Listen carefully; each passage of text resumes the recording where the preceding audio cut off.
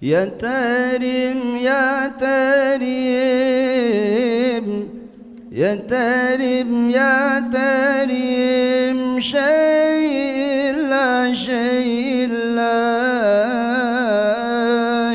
Syai'illah, Alim yang selalu Syai'illah. merasa dirinya takut kepada Allah, cemas bagaimana nanti dikubur, bagaimana nanti di akhirat.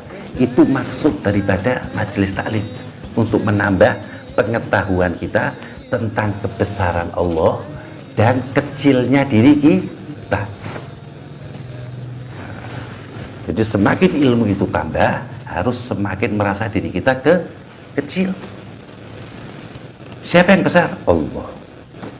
Siapa yang kaya? Allah. Siapa yang punya? Allah. Semuanya yang kita lihat itu aslinya semuanya punya Allah. Jadi tidak ada orang-orang ini yang mempunyai, yang kuat dan yang bisa. Hanya Allah. Seandainya orang bisa, dibisakan oleh Allah Ta'ala. Seandainya kaya, ya dikayakan oleh Allah Subhanahu wa Ta'ala. Seandainya alim, pintar, ya dipintarkan oleh Allah Subhanahu wa Ta'ala. Semuanya karena Allah.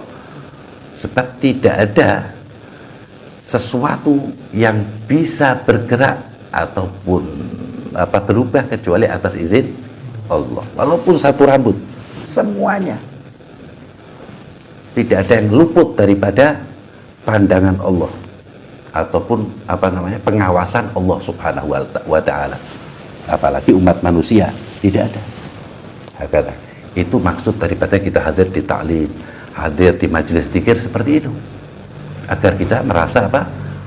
Setelah kita betul-betul Allah melihat kita takut sama Allah, merasa diri kita ini hina, kata Allah Ta'ala di dalam ayat lain, di dalam surat Ar-Rahman, waliman khafa maqama rabbih jannatan. Siapa orang yang betul-betul takut kepada Tuhannya, kebesaran Allah, ketinggian Allah, ketentuan Allah, dia takut, ya aku tinggi Allah beri. Kalau Allah begini, bagaimana dengan takut kepada Allah, maka dia akan mendapatkan dua surga, kata Allah Subhanahu wa Ta'ala, jannatan. Tapi setelah lulus dulu, alias sudah menjadi orang-orang soleh atau wali-wali Allah Subhanahu wa Ta'ala, dia akan mendapatkan surga di dunianya sebelum surga di akhirat. Surga di dunianya itu semua hajatnya Allah telah sediakan sebelum dia berdoa. Allah telah ampuni dosanya sebelum dia meminta ampun. Tapi ada persyaratannya dulu. Jadi dasar manusia kia rekoso, kerja keras. Kata Nabi Muhammad, jalan masuk surga harus kerja keras. Kerja kerasnya orang enak dari kanjeng Nabi. Kata Rasulullah SAW, tidak enak kerjanya. Kata Rasulullah, khuffatul jannah bil magari. Jalan menuju surga itu dengan susah payah, dengan repot, dengan kesusahan, terus terjang. Sampai dalam titik kita mendapatkan nikmat untuk beribadah. Tapi pada kodratnya manusia, pada dasarnya manusia disuruh oleh Allah Subhanahu wa Ta'ala untuk berusaha menggapai ridhonya Allah. Jadi sholat kita, ngaji kita, zikir kita ini biar mendapatkan pandangan dari Allah. Kan riya haram kan? Orang riya itu diperbolehkan riya biar dipuji, tapi riya sama Allah, jangan riya sama manusia. Nah, kalau riya sama manusia haram. Riya sama Allah, ya Allah, biar dipandang, sholat malamnya biar dipandang Allah. Pak Nggopo ditelok manusia di alam manusia, dipuji manusia, manusianya hilang, ya pujiannya habis. Tapi kalau Allah yang memuji, yang dipuji Allah di dalam Al-Quran, Rasulullah, para nabi, para wali-wali, para umat sebelumnya, Ashabul Kahfi, semuanya dipuji, diabadikan, dibaca orang seluruh dunia. Yang muji Allah. Kalau yang muji manusia, manusianya yang muji mati, habis sudah, nggak ada yang muji lagi. Tapi semua yang dari Allah mesti bako, akan abadi. Nah, kasih contoh yang jelas aja. Allah mengabadikan walinya itu, lihat. Habib Ahmad bin Abdullah bin Talib al-Abbas di Kubah Sapura. Ada yang pernah ketemu? Nah, sudah 100 tahun beliau wafat, tidak ada yang ketemu. Tapi Allah menunjukkan bahwa orang butuh sama orang yang dekat dengan Allah walaupun orang itu sudah wafat. Secara jasmaninya sudah wafat.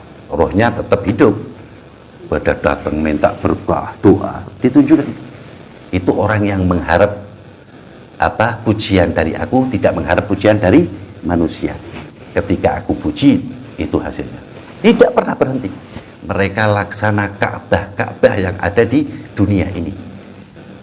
Manusia tidak berhenti mendekati, meminta barokah,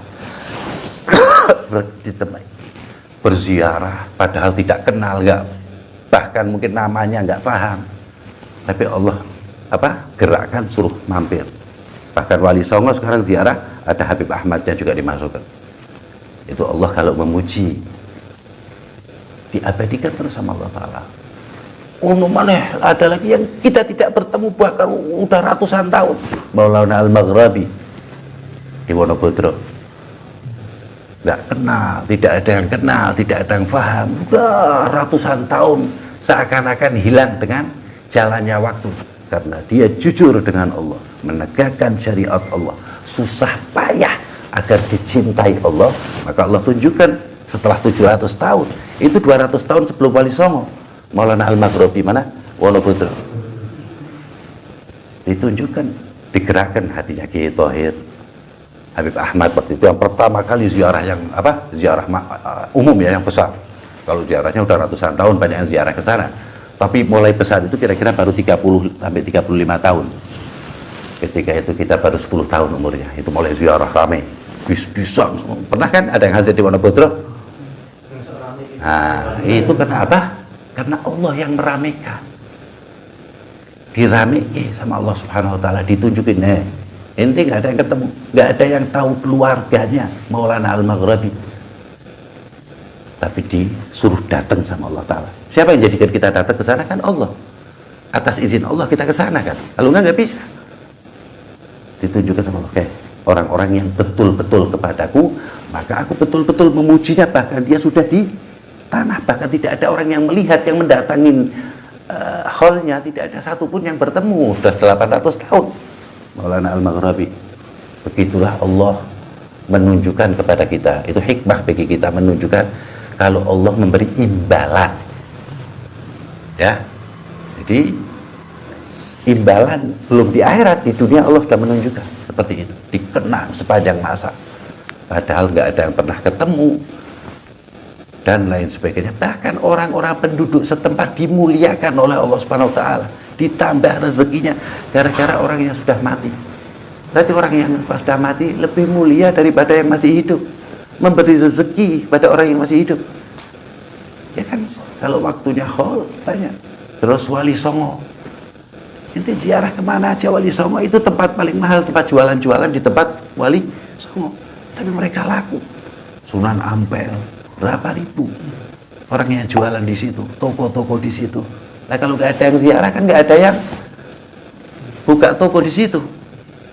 Nah kalau nggak ada Sunan Ampelnya, nggak ada yang orang mau ziarah sama nggak ada Sunan Ampel. Berkat sebab Sunan Ampel, ratusan ribu orang diberi Allah Subhanahu wa taala rezeki lewat kekasih-kekasihnya. Itu orang-orang yang jujur pada Allah Subhanahu wa taala, ditunjukkan oleh Allah Subhanahu wa taala. Tapi kalau orang-orang yang minta pujian manusia, mesti ada juga yang mencacinya terus. Siapapun dinengki, dibiarkan. Tidak ada yang mengenali. Dulunya minta pujian manusia.